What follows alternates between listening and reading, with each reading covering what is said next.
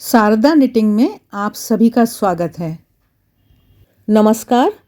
आइए आज हम करने जा रहे हैं मोज़ों पर चर्चा। इस वीडियो का उद्देश्य बुनाई करने वाली महिलाओं तक मुझे कुछ संदेश पहुंचाना है, लेकिन यदि यह जानकारी अन्य बहनों के लिए भी लाभदायक है तो ये हमारे लिए सौभाग्य की बात होगी। तो बहुत सारे मोज़े बनकर आए। तो जैसे ये आप देख रहे हो, प्लेन कलर के मोज़े हैं, बहुत अच्छे हैं, इनमें तो कोई ज़्यादा कहने सुनने की बात नहीं है। अब हम चलते हैं आगे की तरफ। तो प्लेन कलर के मोज़े आप बनाएं, लेडीज़ के लेडीज़ कलर के हिसाब से, जेंट्स के जेंट्स कलर के हिसाब से। अब दो रंग के जब मोज़े हम बना रहे हैं तो आप देखो, इसमें जो ये धारियाँ डाली गई सफ़ेद रंग की, मोज़ा है, पैर में पहना जाएगा, तो नीचे के हिस्से में जो पैर है, तलुआ है, वहाँ पर जब हम सफ़ेद रंग की धारी डालेंगे तो वो गंदी हो जाएगी। तो मेरे हिसाब से नीचे की तरफ ना ये सफ़ेद धारियाँ नहीं डालनी चाहिए। अगर हम ऊपर की तरफ ही सारी सफ़ेद धारियों को डालें तो बेहतर है, सुंदर लग रही हैं, लेकिन एड़ी के नीचे ना डालें। एड़ी के ऊपर डाल सकते हैं, एड़ी के नीचे हमें सफ़ेद रंग मोज़ों में यूज़ नहीं करना चाहिए। अब ये मेरी एक, क्या कहना चाहिए, मेरा ऐसा सोचना है, लेकिन अगर कोई बहुत ही नंगे पैर नहीं चलना है, चप्पल पहन कर ही रहेंगे तो आप डालें, कोई परेशानी की बात नहीं है। उसी तरह से अब जैसे ये हमने सिर्फ दो धारियाँ डाली, दो पट्टियाँ डाली, तो हो सकता है हम बची हुई ऊन को यूज़ कर रहे हैं।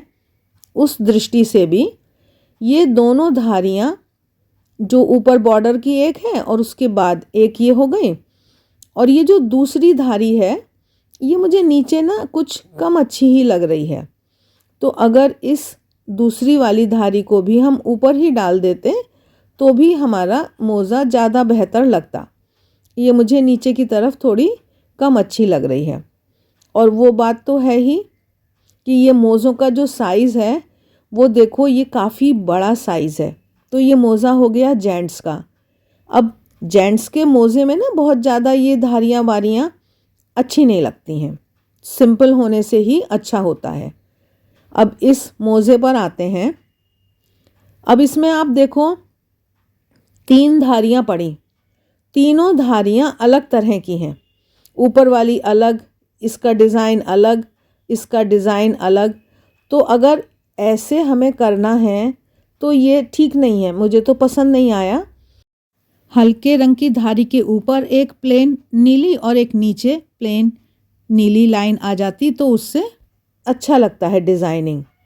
तो ये पूरे में कहीं भी हम धारी डालें, कुछ भी डालें, कहीं कभी कोई रंग कभी कोई रंग, तो वो अच्छी बात नहीं है। अब ये वाला मोज़ा देखो, फिर वही, एक तो नंबर एक सफ़ेद रंग की बात है, और नंबर दो ऊपर की धारियाँ ठीक हैं, ऊपर की धारियों में कोई परेशानी नहीं होती है, सही। लेकिन नीचे अब ये इतना बड़ा पैर है, ये पूरा फुल साइज़, जेंट्स का भी large size, extra large size पैर का मोज़ा है।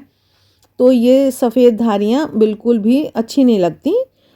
सोल में, नीचे तलुए में, अगर आप ऊपर ऊपर वाले हिस्से में बनाना चाहते हो तो आप बना सकते हो। जैसे ये, इसको हिमाचली मोज़ा कहते हैं, इसमें ऊपर की तरफ डिज़ाइन पड़ता है, तो चारों तरफ नहीं पड़ता है, पीछे की तरफ का हिस्सा इसका अलग बुना जाता है। अब पर ये सफ़ेद रंग का मोज़ा, चलो ठीक है, एक बन गया, पीछे पूरा ही सफ़ेद है। तो जैसे यहाँ आगे डिज़ाइन है और पीछे प्लेन है, तो इसमें तो ये है कि भाई आपको ऊपर डिज़ाइन डालना है तो डालो, लेकिन चारों तरफ में ठीक नहीं होता डिज़ाइन डालना सफ़ेद के साथ। अब पर यह है कि देखो, अगर बची हुई ऊन है और एकदम ही मजबूरी है तो अलग बात है, लेकिन अगर हम बिक्री करना चाहते हैं ना, तो हमें साइज़ और कलर, दो चीज़ों का ध्यान रखना बहुत ज़रूरी होता है। अब इस मोज़े पर आते हैं। जेंट्स का मोज़ा है, बड़ा साइज़ है तो मतलब जेंट्स का ही मोज़ा हो गया ना। अब गुलाबी रंग है, जेंट्स के लिए तो गुलाबी रंग बिल्कुल ठीक नहीं होता, और कोई जो धारियाँ डाली उसकी कोई स्कीम, कोई उसका एक सिस्टम नहीं है। मतलब जैसे ना जहाँ मर्जी जो डाल दिया, तो एक व्यवस्था के साथ भाई ऊपर एक रंग, बीच में दूसरा रंग, फिर पहला रंग। तो इस तरह से जो धारियाँ पड़ती हैं ना, इनको थोड़ा सा ध्यान से डालना चाहिए। कलर कॉम्बिनेशन को, कलर स्कीम को समझते हैं तो वो स्कीम के साथ डालना चाहिए और नीचे तो नहीं डालनी चाहिए। घर के लिए कैसा भी बना सकते हैं, लेकिन जब हम बिक्री के लिए बनाते हैं तो हमें बहुत सारी सावधानियां ध्यान में रखनी पड़ती हैं, है ना। इतने बड़े बड़े मोज़े, ये जेंट्स के साइज़ के गुलाबी रंग से, तो ये अच्छा नहीं होता है, ये समझदारी की बात नहीं लगती है। अब ये वाला मोज़ा देखते हैं। मेन बात क्या हुई कि ये सब जेंट्स के साइज़ और इनमें पट्टियाँ ये सब ऊपर नीचे हो गई।